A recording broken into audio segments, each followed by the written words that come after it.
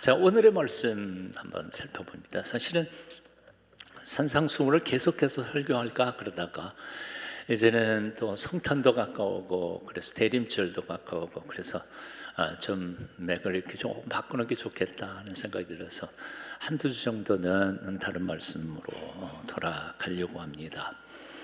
오늘 본문을 보면 예수님께서 제자들에게 갈릴리 건너편으로 가자고 말씀하십니다. 그 말씀을 들은 제자들은 순종하는 마음으로 갈릴리 건너편으로 배를 타고 갑니다. 그런데 가다가 예기치 못한 광풍을 만나서 죽도록 고생합니다. 죽는 줄 알았던 거죠. 우리가 이 본문을 주의 깊게 잘 읽어야 합니다. 순종했는데 광풍을 만난 거예요. 불순종해서 광풍을 만난 게 아니에요. 이상하지 않아요? 예, 그렇습니다. 예수님의 말씀을 순종하면서 산다고 하는 데에 광풍을 만난 거예요. 예수님을 잘 믿는다고 해서 저절로 우리 앞길이 만사 형통하는 건 아니라는 사실이에요. 착각하지 말라는 거예요. 말씀을 산다고 노력하고 애쓰는 데에도 불구하고 앞길에 시련과 풍파를 우리는 만날 때가 수도 없이 많다는 거예요. 아니, 실제로 생각해 보면 말씀대로 살아가는 삶, 예수님의 말씀에 순종하는 삶은 사실은 넓은 길보다는 좁은 길로 걸어가는 것이고요, 큰 문보다는 좁은 문으로 들어가는 것이 우리 제자의 삶이고 훈련입니다. 주님께서 직접 말씀하신 것처럼요. 자, 그러므로 혹시 요즘 예수 믿으려고 애를 쓰고 노력하는데 좀 어렵고 힘든 일들을 부딪히셨어요? 낙심하실 필요가 없어요. 이상한 것도 아니에요. 당연한 거예요. 세상에서 가장 값지고 귀한 보물들, 다이아몬드란지 황금이란지 그 비싼 보석 같은 것들은 저절로 얻어지지 않습니다. 수많은 재련의 과정과 연단을 통해서 그렇게 빛나는 보석들이 탄생하게 되는 거죠. 인간의 인격도 그리고 예수 그리스도의 제자들의 믿음도 똑같습니다. 불같은 시험을 통과해야만 성숙한 크리스찬이 나오는 거죠. 그래서 야고보 선생은 이렇게 말했습니다. 내 형제들아, 너희가 여러 가지 시험을 당하거든 어떻게 해요? 온전히 기쁘게 여기라. 온전히 기쁘게 여기라. 이것도 훈련입니다. 사실 시련과 시험과 어려움을 당하는데 기뻐할 사람이 세상에 누가 있겠습니까? 본성적으로는. 근데 그리스도인은 그것도 훈련이에요. 오늘 여러분 어려움을 겪고 있어요? 환난을 겪었어요? 정말 눈물 뿌려 하나님 앞에 기도하고 제발 이것만은 내게 닥치지 않았으면 하고 통곡하고 기도하는데 그 일이 하필 나한테 돌아왔어요. 어떻게 해요? 어떻게 하시냐고요? 기쁘게 여기라. 온전히 기쁘게 여기라. 함께 같이 한번 본문 읽어보겠습니다. 시작. 내 형제들아, 너희가 여러 가지 시험을 당하거든 온전히 기쁘게 여기라. 그냥 기뻐하는 흉내를 내는 게 아니에요. 온전히 기뻐, 진짜 기뻐하라는 거예요. 요즘 격변하는 세상 한복판이 두렵습니까? 사실 저는 두려워요. 요즘 세상이 어떻게 돌아가는지 알 수가 없어요. 작년까지만 해도 AI 전문가들이 제일 좋은 세상을 만났다고 그랬는데 올해 딱 들어와서 듣다가 보니까 아니요, 미국의 AI 전문 기업들 속에서 AI 전공자들이 10만 명, 15만 명 직장에 잘려났어요. 목이 잘렸어요. 최고의 AI 전문가들이. 왜냐하면 AI가 AI 그 프로그램을 만들어내니까. 기가 막힌 세상이에요. 어떤 사람은 예측을 하는데 거의 한 5년 안에 80%의 직장이 아마 AI와 로봇으로 대체되지 않을까 하는 두려운 얘기를 하고 있더라고요.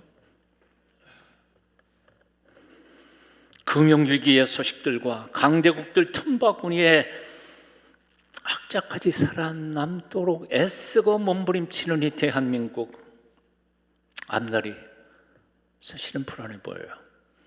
그 속에 있는 나 한 사람은 더더욱 불안해 보이죠. 내 인생이 어떻게 될까 정말. 급박하게 돌아가는 미중, 한미, 북미, 북중 핵 관세, AI가 몰고 올 엄청난 실업 사태, 어려워져만 가는 경제 문제, 풍랑이는 세상 속에서 그야말로 만경창파 일어편주처럼 내가 한없이 자감은 보이지 않던가요? 미래를 모르는 사람은 이런 거 걱정도 안 해요. 뭔가 뉴스를 보고 미래에 대한 어떤 전망을 하는 사람은 다 마음을 놓을 수가 없어요. 그런데 지난주에 CBS에 올포본 녹화를 하면서 저는 소망을 발견했습니다. 우리 주수일 장로님도 CC 1세대이시고 저는 한 2세대나 3세대쯤 됩니다. 지금 한 10세대쯤 되는 친구들 9명 패널로 와왔고, 우리 CC의 대표인 박성민 목사님하고 그 부인, 또 우리 김승원 목사님의 따님 김 교수님도 나왔고 같이 하면서 얼마나 그동안 절망했던 제 마음에 희망이 보이기 시작한 것 같은 느낌이 들었어요. 9명 그 친구들 중에는 지금 대학생도 있고 또 나사렛들도 있고 총순장도 있고, 그런데 말하는데 얼마나 똘망똘망한지 모르겠어요. 이번 여름 CCGP에는 청년만 13,000명 모였다 그래요. 놀라질 않네요. 제 시대 때 CC가 엄청 활발했지만 청년만 10,000명 모인 때는 없었어요. 대전 집회 때 10,000명 처음 했는데 그때는 청년들이 아니고 그냥 교인들 다 모아서 갔던 거예요. 청년만 10,000명. 얘는 세계 역사상 없는 거예요.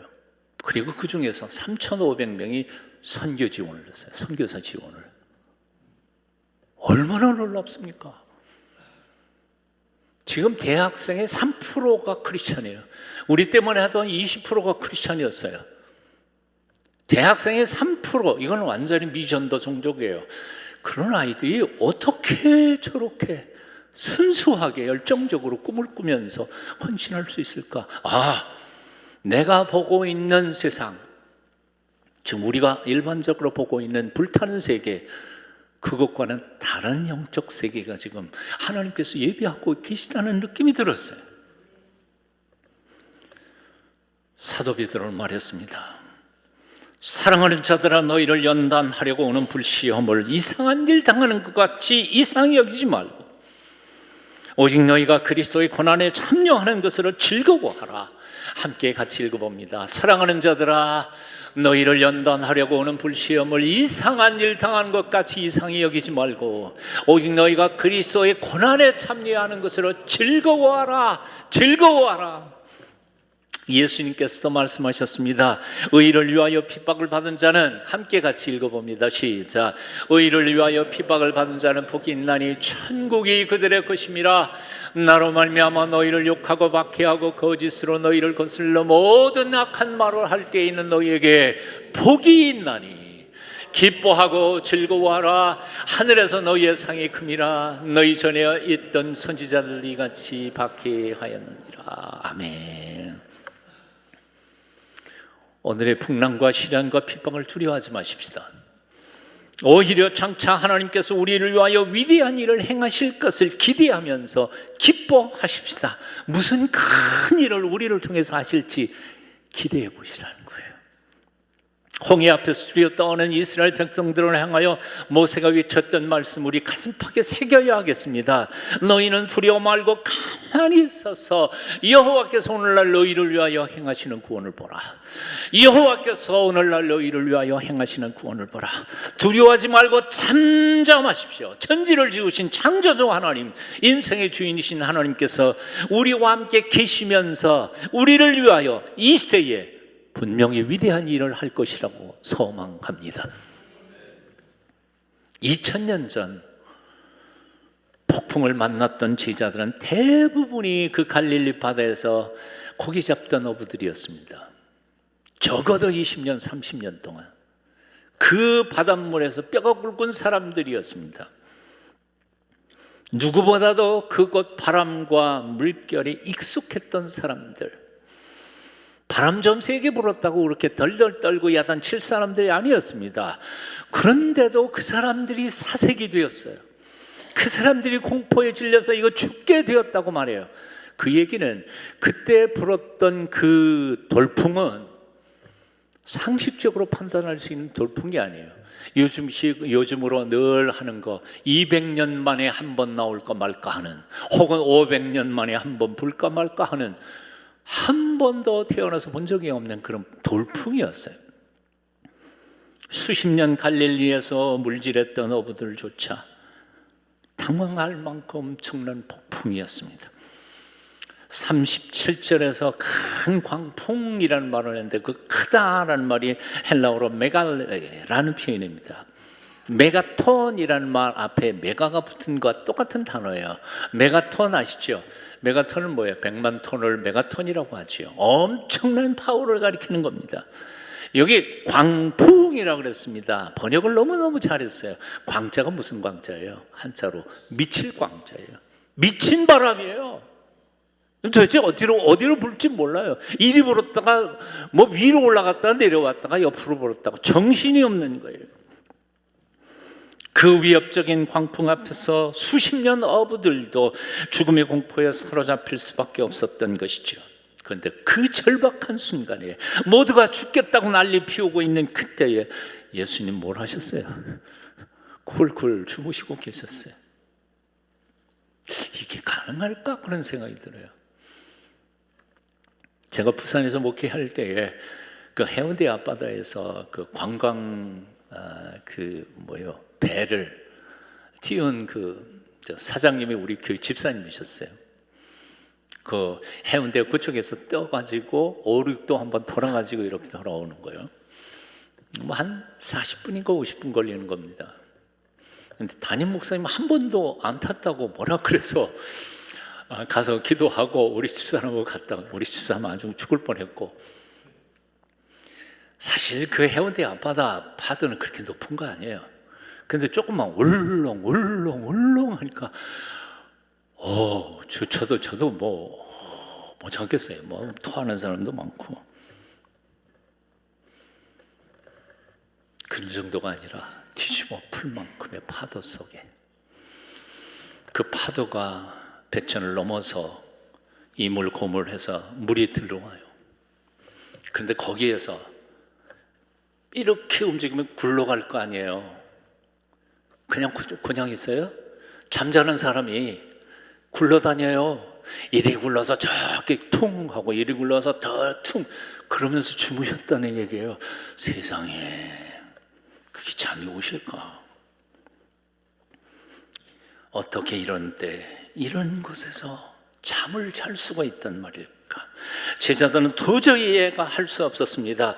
이런 절박한 순간에 잠을 자? 어찌 이리도 태평하고 무신경할 수 있을까?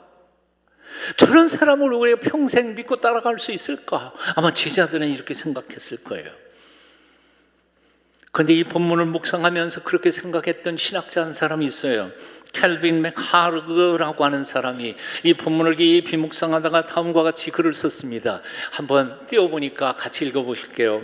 제가 읽을게요. 그냥 보세요. 만일 당신이 맹렬한 폭풍 속에서 배를 타고 있다면 당신은 누구를 신뢰할 것인가? 오랜 세월 바다에서 경험과 실력을 닦고 노련한 선원들인가? 아니면 코밀의 베개 삼아 태평스럽게 잠만 자고 있는 예수인가? 나는 잠자는 예수를 기꺼이 믿을 준비가 되어 있는가?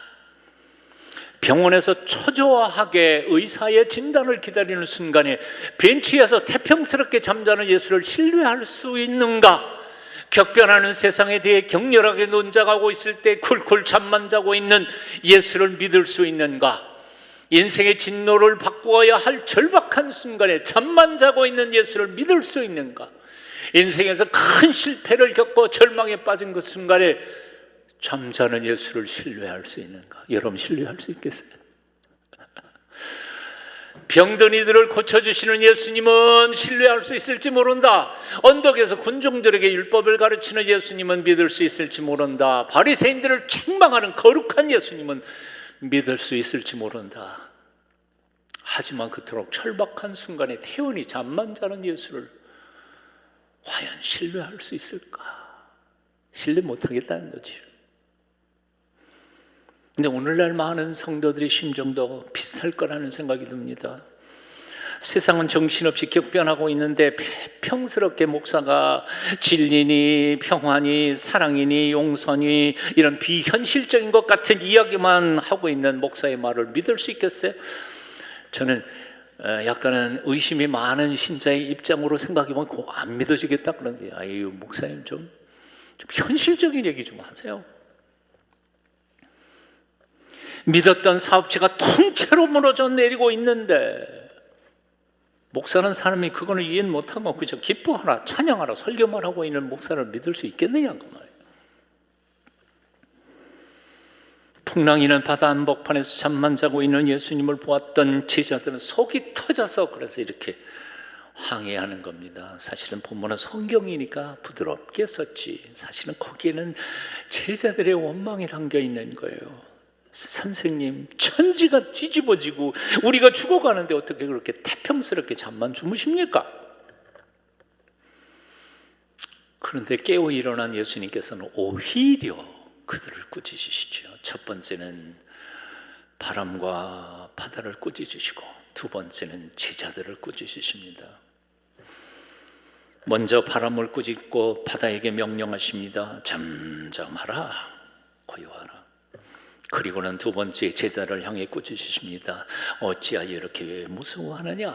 무서워하는 이유가 없는데 너희가 어찌 이렇게 믿음이 없느냐? 한번 따라해 보실래요? 너희가 어찌 믿음이 없느냐? 그들이 무서워하는 이유가 뭐라고 생각했어요?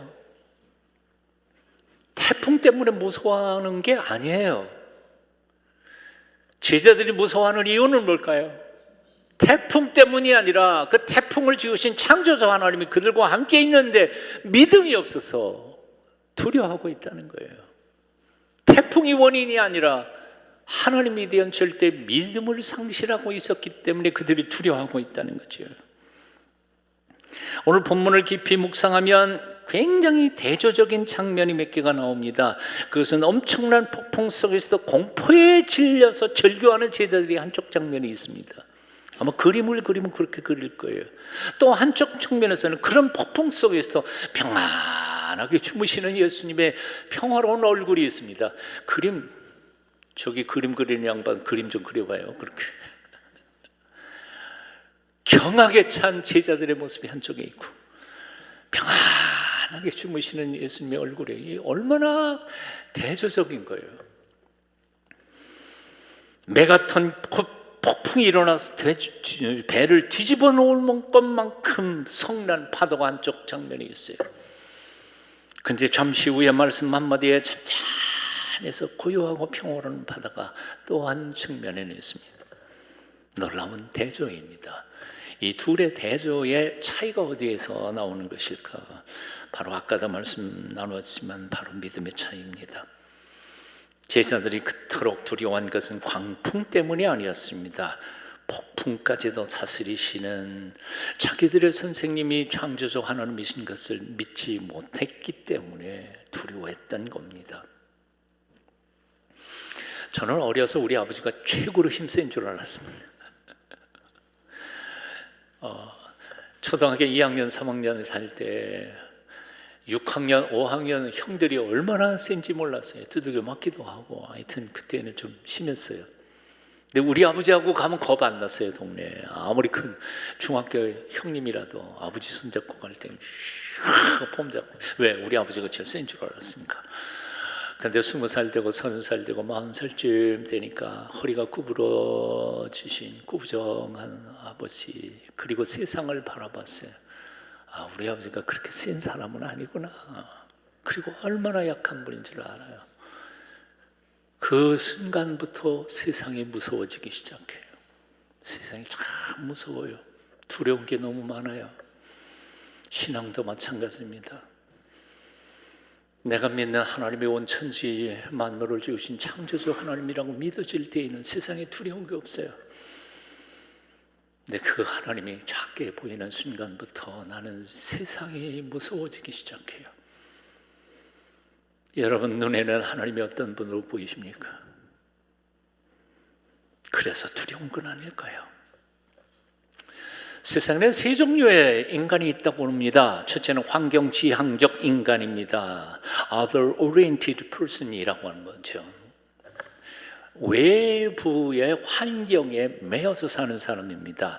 외적 환경에 지배당하며 사는 사람입니다. 세상 문화에 습관화되고 체질화돼서 비판도 의식도 없이 세상 굴러가는 대로 같이 굴러가는 사람입니다.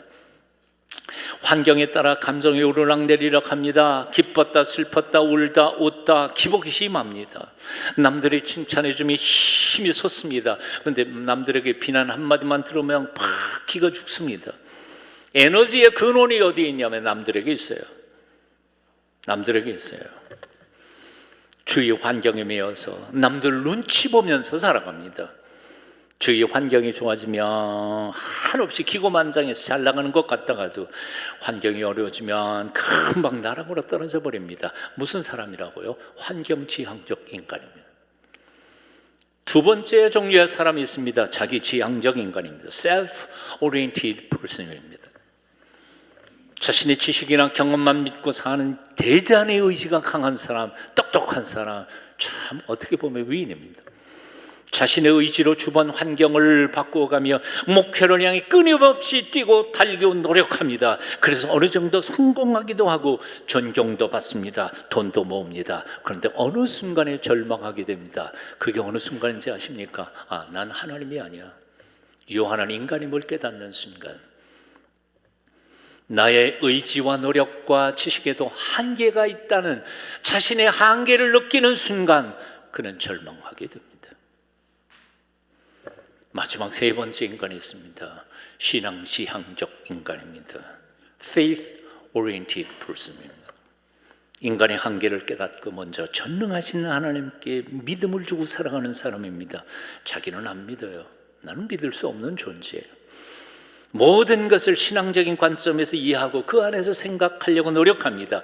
그리고 하나님의 뜻을 이루어가려고 노력해보는 사람입니다.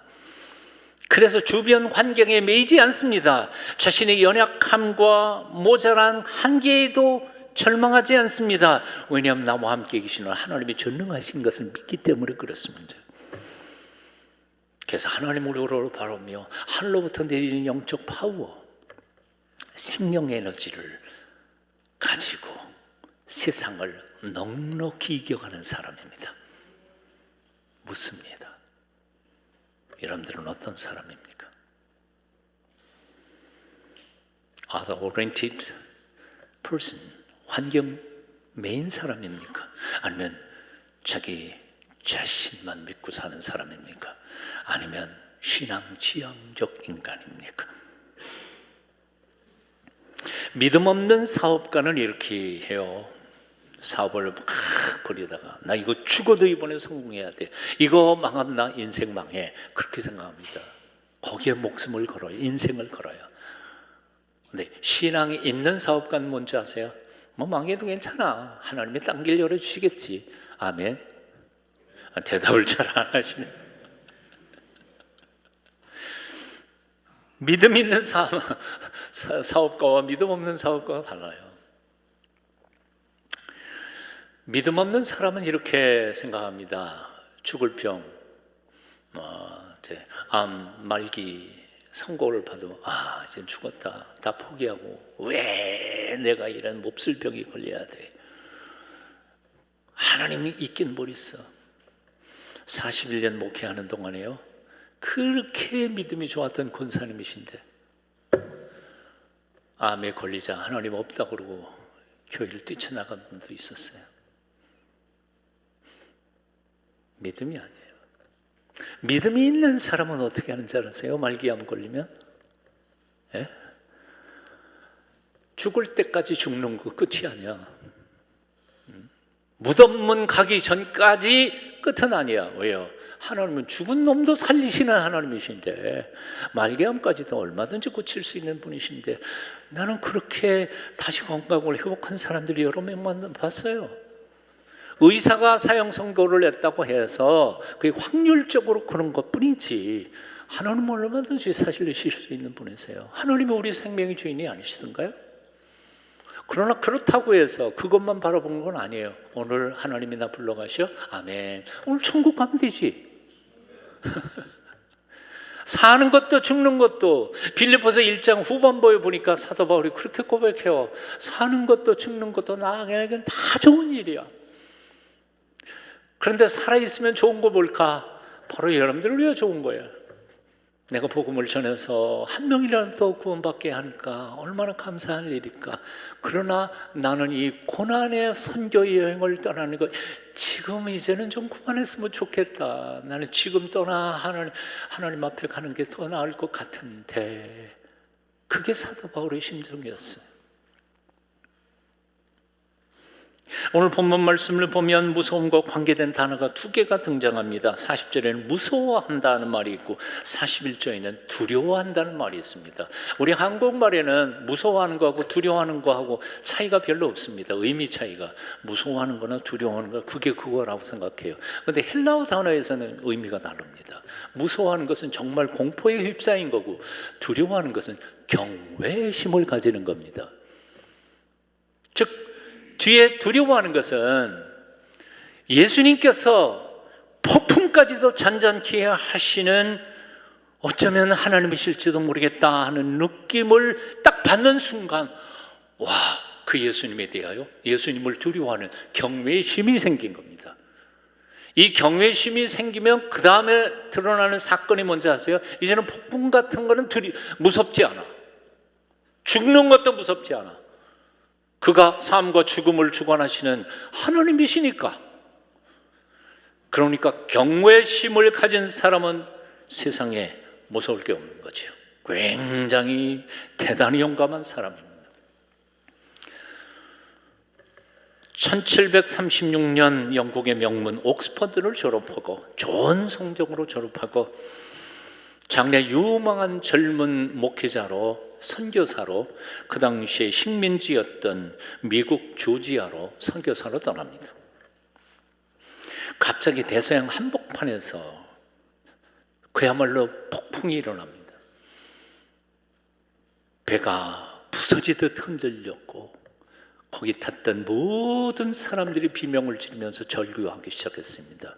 이 젊은 목사도 똑같았습니다. 완전히 정신이 나간 것처럼 발광하고 공포에 질려서 새파랗게 질려서 있는데 갑자기 옆에서 찬송 소리가 들리는 거예요.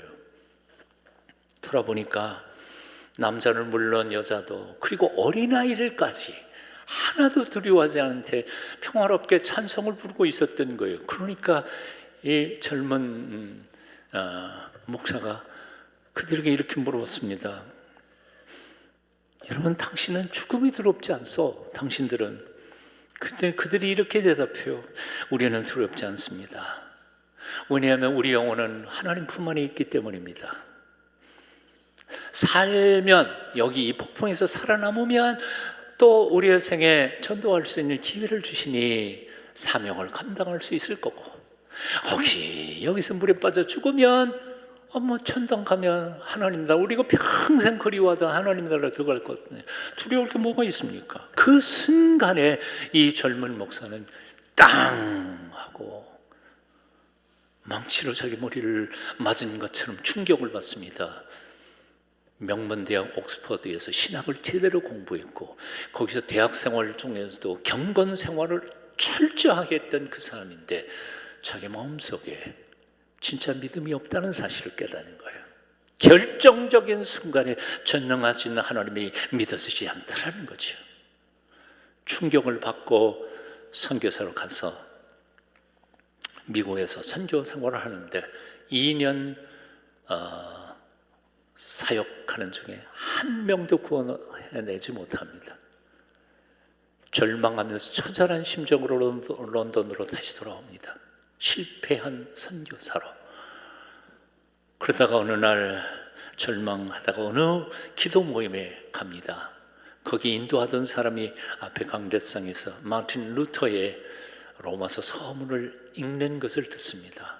다 듣다가 성령께서 그 마음을 확 뒤집어서 그때 비로소 하나님의 전능하심과 신앙을 고백하게 됩니다. 그는 자기 일기장에 다음과 같이 썼습니다.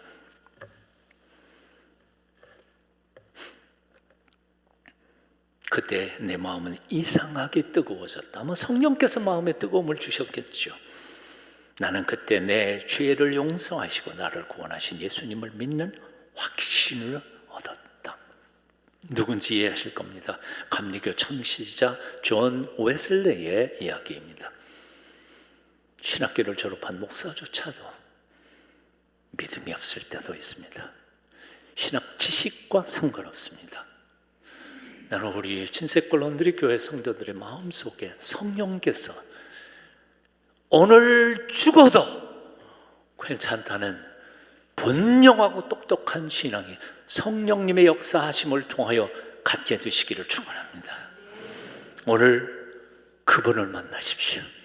그분 안에서 새 사람이 되십시오.